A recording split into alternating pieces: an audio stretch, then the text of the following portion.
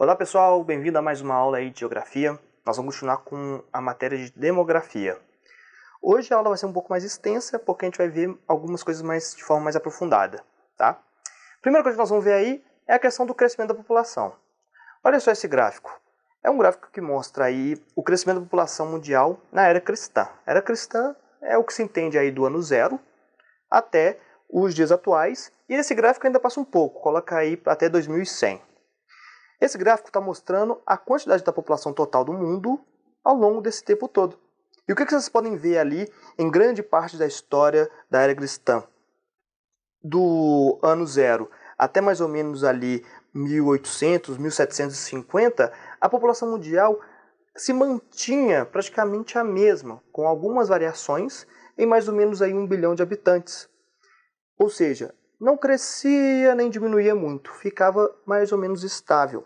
Mas alguma coisa que acontecesse, por exemplo, alguma guerra ou alguma epidemia, algum desastre natural, o que for, isso impactava diretamente na quantidade de população total do mundo. Por exemplo, aí o que está destacado a peste negra. A peste negra foi uma epidemia que atacou principalmente a Europa, uma doença que reduziu muito a população e isso teve um resultado mundial. Vocês verem aí, né, a quantidade de pessoas que diminuíram nesse período.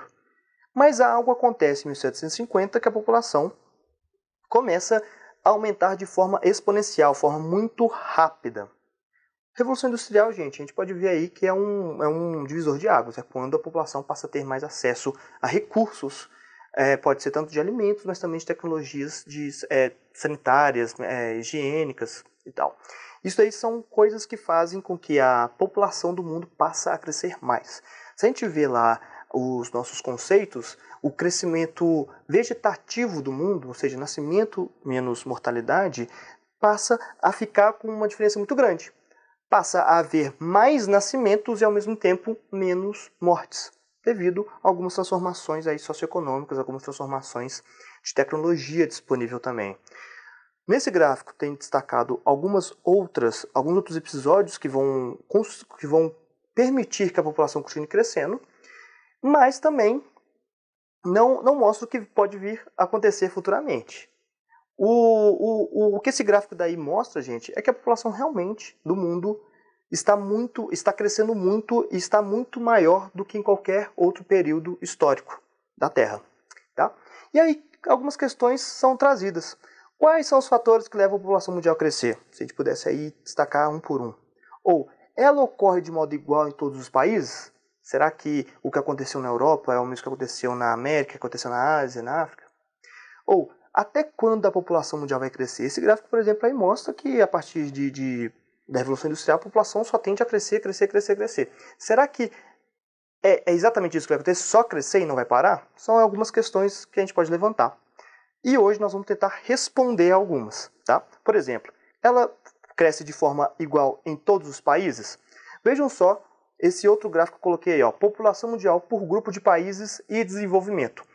É um gráfico que já mostra a população de 1950 a 2100, também uma projeção a partir, né, do momento que ele foi feito. E ele tem uma divisão aí dos países menos desenvolvidos, em vermelho, em azul, países muito menos desenvolvidos e embaixo ali países ricos e mais desenvolvidos. Vejam só a diferença da população, da quantidade de população em cada um. Se a gente pegar o momento atual entre 2010, 2015, 2020, vai ver que a população maior está em países menos desenvolvidos, uma parcela menor em países muito menos desenvolvidos e aí mais ou menos igual a quantidade de população em países ricos e mais desenvolvidos. Vamos considerar aqui, para a gente não confundir muito, países menos desenvolvidos com os países muito menos desenvolvidos. Vamos colocar tudo num grupo só para a gente poder entender algumas coisas aqui. Por que a população de países ricos, de países mais desenvolvidos, é pequena? Bom, claro, em relação aos demais. É apenas 1 bilhão em relação aos outros. Uma das respostas já é meio óbvia. A quantidade de países desenvolvidos é muito maior do que a quantidade de países menos desenvolvidos, países em desenvolvimento. Isso aí já é uma resposta de cara. Mas isso não responde algo muito interessante nesse gráfico, que é a taxa de crescimento da população desses países. Vejam só que dos países desenvolvidos, além de ser menor, ela está mais constante ao longo do tempo. Já países muito desenvolvidos, países em desenvolvimento, países não desenvolvidos ou menos desenvolvidos, ela está crescendo muito rápido. Isso já mostra um ponto, que não é só o desenvolvimento que faz a população crescer. Outras coisas também podem fazer a população, na verdade, se estagnar, se estabilizar. É isso que nós vamos ver agora. Mas antes disso, vamos só entender uma forma de projeção, uma forma de representação da população para a gente poder continuar a aula. Chama pirâmide etária. Pirâmide etária, gente, é um gráfico. É um gráfico que mostra a população de uma unidade espacial, por exemplo, de um país. Essa pirâmide etária é uma pirâmide etária hipotética de um determinado ano, de um determinado país, que está em aberto. Mas o que é a pirâmide etária? Ela é a população desse local dividida em faixas etárias. Faixas etárias são as faixas de idade. Por exemplo, aquela mais inferior, de 0 a 4 anos. Então, daquele local, toda a população de 0 a 4 anos está nessa faixa mais inferior. Ela é dividida nesse marco zero que está aí no meio, que vai crescendo para um lado a quantidade de mulheres, vai crescendo para o outro a quantidade de homens. Ou seja, o zero está aqui no meio. Vai crescendo para a direita a quantidade de, no caso aqui que eu estou vendo, mulheres, e para cá a quantidade de homens. Ou seja, zero está no meio e vai aumentando a partir do momento que vai indo para as laterais. Acima tem de 5 a 9 anos, mais para cima aí 10 a 14, 15 a 19, etc. Até chegar ali no 80 ou mais. Em alguns gráficos, algumas pirâmides já vai estar lá 100 ou mais. Ou seja, a distribuição da população graficamente. Não só graficamente, mas também dividida em sexos, homens e mulheres. Nessa pirâmide, como vocês podem já ver, parece que a maior parte da população aí, das faixas etárias, é a faixa de 0 a 4 anos. Ou seja, a maior parte é daqueles recém-nascidos e crianças até 4 anos. E a partir do momento que vai subindo, vai afinando essa faixa. Ou seja, no momento que a população vai envelhecendo, né, vai mostrando aí, as pessoas vão morrendo, vai diminuindo a quantidade de pessoas cada vez mais velhas. Isso significa o quê? Que nem todo mundo consegue envelhecer, chegar até os 80 anos de idade. Tá joia, gente? É um pouco confuso no momento que você tem o primeiro contato com esse tipo de gráfico, daí, mas é bem simples se você pensar que isso daqui é de um determinado ano. Por exemplo, 2018. Esse daqui é o gráfico. Daqui 20 anos, como é que vai estar a população? E aí vai mostrando. Isso daí são os resultados, são os eventos que vão acontecer naquele país que vão modificando a população em idade e em sexo. Ou seja, gente, a pirâmide etária é esse gráfico daí e ele é dividido. É importante já bater o olho e já tentar ver ele dividido em 3 pontos. A ápice, a parte lá mais do alto, que é a que se considera idosos, 60 anos ou mais. O corpo, que é a base, os adultos, que são de 20 a 59 anos. E a base ali embaixo, que é de jovens. Crianças, adolescentes e jovens, de 0 a 19 anos. Quando vocês forem ver um gráfico, tenta identificar já esses 3 pontos da pirâmide etária, que elas que vão dar algumas respostas já de cara de o que está acontecendo ou o que aconteceu com aquele determinado país. Vamos ver, gente, agora mais um gráfico. Esse gráfico, mais uma vez, não está falando de um determinado local, nem está falando de um determinado período. Esse gráfico mostra a evolução demográfica que todos os países ou vão passar, ou já passaram, ou estão passando. São 4 fases demográficas que a gente pode definir. E eu vou fazer aqui junto com vocês para a gente entender como que é cada fase, tá bom? A primeira fase, gente, é a fase chamada pré-transição, a fase pré-industrial, é a parte clássica dessa evolução demográfica. Todos os países já passaram por ela e alguns ainda estão. E o que define essa primeira fase da demografia desse país? Em azul, eu vou colocar a taxa de natalidade. Em vermelho, a taxa de mortalidade, ou seja, crescimento vegetativo. É muito comum no começo ali da transição demográfica, da pré-transição demográfica, melhor dizendo, a taxa de natalidade estar muito alta. Isso significa o quê? As famílias tendo muitos filhos. Mas, ao mesmo tempo, a taxa de mortalidade é muito alta. Por que a taxa de natalidade é alta? Bom, porque não tem aí condições de métodos anticonceptivos, existe a cultura de ter muitos filhos para trabalhar, para poder dividir o trabalho, as terras. E também a mortalidade está alta, principalmente devido à falta de recursos de medicina, recursos higiênicos, o que faz muitas vezes a mortalidade ser muito alta. Tá? Nessa fase daqui, gente, quando a taxa de natalidade está muito alta e a mortalidade também, o que vai acontecer? Muita gente vai nascer, mas as pessoas vão morrendo ao longo da vida. Isso daqui, gente, o resultado dessa primeira fase, graficamente falando, vai ser a composição de uma pirâmide etária clássica, como a que nós acabamos de ver. Ou seja, a base larga, devido à quantidade grande de nascimentos, mas nem todo mundo consegue chegar lá, nem todo mundo consegue envelhecer. Ou seja, a população vai diminuindo nas faixas etárias mais altas. Tá certo? A segunda fase de transição demográfica, das transições demográficas, é quando alguma coisa acontece, alguma transformação acontece, e as taxas de mortalidade diminuem. Por exemplo, a revolução médico-sanitárias. Ou seja, a vacina, o pouco de saneamento básico, condições mínimas de pré-natal já fazem que a população pare de morrer tanto. E assim a taxa de mortalidade decai. Agora, aqueles motivos que faziam a população ter muitos filhos, a taxa de natalidade estar alta, se mantém, deixando assim a taxa de natalidade alta. Qual vai ser o resultado na pirâmide etária daquele país? Bom, se continuar nascendo muita gente e essas pessoas não estão mais morrendo como antes, o que vai acontecer é que a base daquela pirâmide vai alargar. A base vai alargar. Essa também chama fase de explosão demográfica. É quando a população daquele país passa a crescer muito rápido. Simples.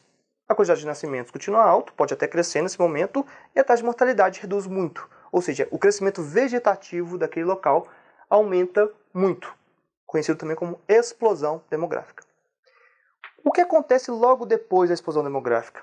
Os processos de urbanização, os processos de aumento de acesso à saúde, educação, fazem com que, principalmente, as mulheres com mais contato ao mercado de trabalho deixem de ter tantos filhos, ou seja, a taxa de fecundidade cai muito. Então, a natalidade agora sim passa a decair, chegando a níveis bem próximos ali da mortalidade. Nesse momento daqui, gente, o que acontece? Se a taxa de natalidade reduziu e a taxa de mortalidade está reduzindo mais devagar, o que vai acontecer? É quando o corpo da pirâmide passa a ser o maior, ficando mais ou menos assim. Essa fase daqui, inclusive, é a que o Brasil se encontra. É quando as taxas de natalidade estão reduzindo, as taxas de fecundidade estão reduzindo, e aí o corpo, ou seja, a população em idade ativa, é a maior. É proporcionalmente muito maior. A taxa de dependência nesse momento daqui é menor. Dizem que é a situação mais favorável para o crescimento do país, visto que não precisa de investir tanto nos idosos nem nas crianças, mas sim em crescimento do país. E o que acontece logo depois disso? Logo depois é um modo de dizer, né, que na verdade demora. No Brasil, por exemplo, essa fase vai acontecer até 2030. A partir de então, nós vamos entrar nessa quarta fase. Essa quarta fase também é conhecida como pós-industrial, que é quando as taxas de natalidade já reduziram muito e passam a ficar próximos ou até mesmo menores que a taxa de mortalidade. Isso daqui acontece porque as mulheres já estão com acesso mais à educação, ao mercado de trabalho, já passa por uma chamada revolução feminina, que é quando há uma igualdade ali dos gêneros, e as famílias não passam a ter menos filhos do que antes. As mulheres escolhem ter filhos ou não, ou reduzem também a quantidade de filhos, as famílias passam a reduzir de fato.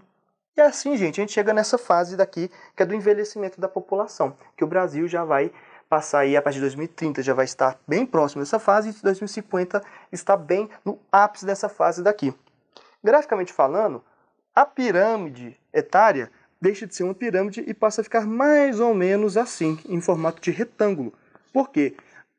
As partes, nessa divisão das pirâmides, passam a ficar mais iguais. Muitos idosos, a quantidade de idosos aumenta em relação a adultos e às crianças, ficando assim.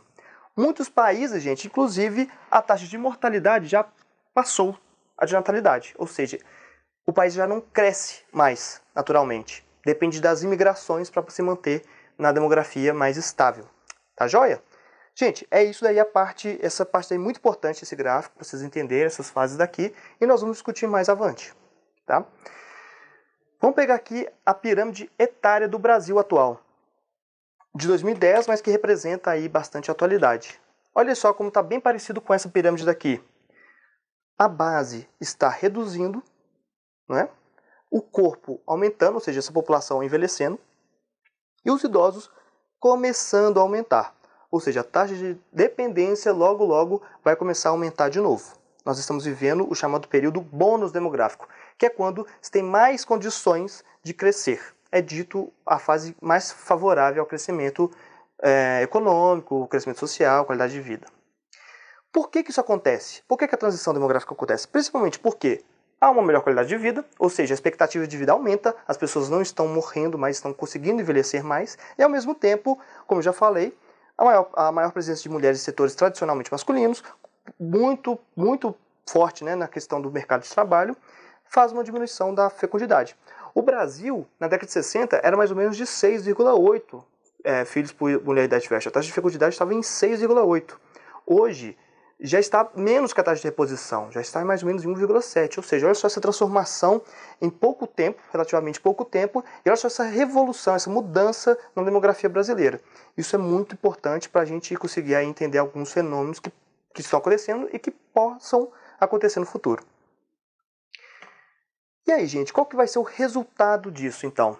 Como eu falei, o Brasil está nessa fase de transição e futuramente vai estar nessa fase pós-industrial, que é a chamada envelhecimento da população. Isso já é um fato. O Brasil vai estar mais velho, já está ficando, vai ficar bem mais velho a partir de 2050. Em 2050, já se espera que 1/3 da população seja idosa, ou seja, bem próximo aqui desse tipo de representação gráfica da pirâmide, bem parecida aí com um retângulo. Essa é a nova realidade, a gente tem que encarar ela.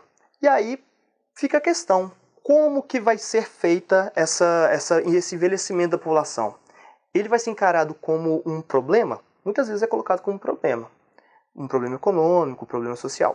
Mas também pode ser visto por outros lados, pode ser visto como um indicador bom, que a qualidade de vida está aumentando, pode usar isso como desafio.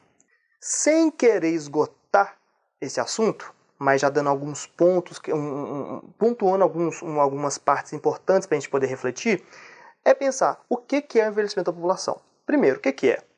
Envelhecimento da população é um resultado de uma expectativa de vida maior e de uma fecundidade menor. Como eu já vinha falando ali, 1940, a expectativa de vida era de 45 anos.